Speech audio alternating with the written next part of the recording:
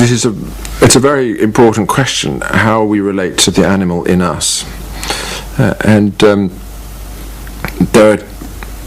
One way is to deny it, the way of the monk, the ascetic. And that way is no longer very easily available in the modern world.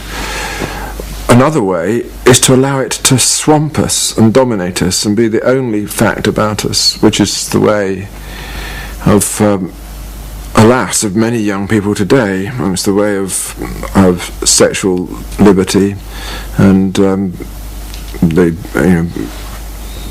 the indulgence of appetite above everything else.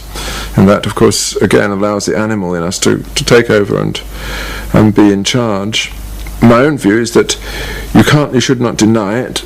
You should use it to, if you like, to give added poignancy to your existence as a self-conscious being.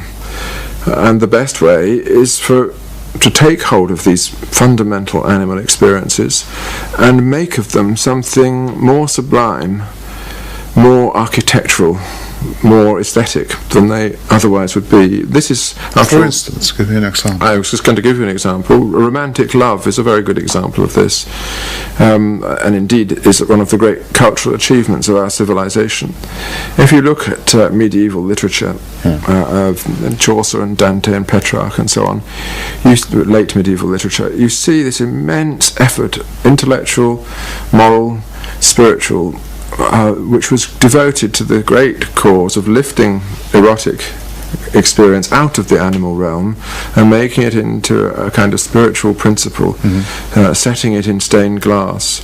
And it worked. It worked in the sense that it set an ideal of love between the sexes at the centre of our civilization in a way that no other civilization has achieved. And it changed in all kinds of ways our conception of marriage, a conception of what the childbearing really is, and of course produced the greatest collection of poetry and music that the world has ever known. So there is one example. Hunting is a smaller example of this.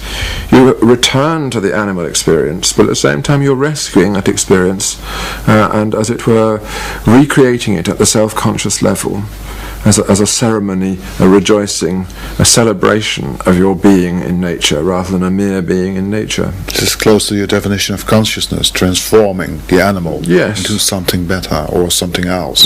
Into something, we don't say something better, but something else. Something else, something that's aware of itself.